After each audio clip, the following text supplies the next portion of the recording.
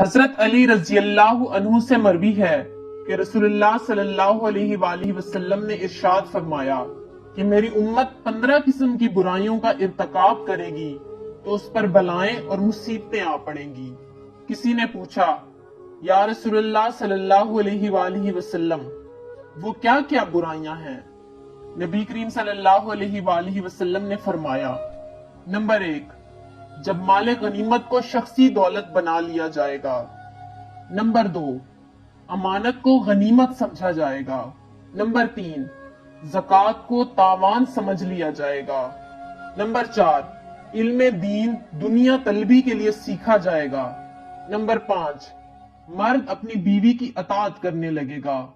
Number 6، اپنی ماں کی نافرمانی کرنے لگے گا۔ نمبر 7، آدمی اپنے دوست کے ساتھ نیک سلوک کرے گا اور اپنے باپ کے ساتھ سختی سے پیش آئے گا۔ نمبر 8، مسجد میں شور و غل ہونے لگے گا۔ نمبر 9، جب قبیلے کا سردار بدترین شخص بن جائے گا۔ نمبر 10، جب قوم کا سربراہ ذلیل ترین شخص ہوگا۔ نمبر 11، آدمی کا اعزاز و اکرام اس کے شر سے بچنے کے لیے کیا جائے گا۔ نمبر 12، لوگ کثرت سے شراب پینے لگیں گے۔ نمبر 13، مرد بھی ریشم کے کپڑے پہنیں گے۔ نمبر 14، ناچنے گانے والی عورتوں اور گانے بجانے کی چیزوں کو اپنا لیا جائے گا۔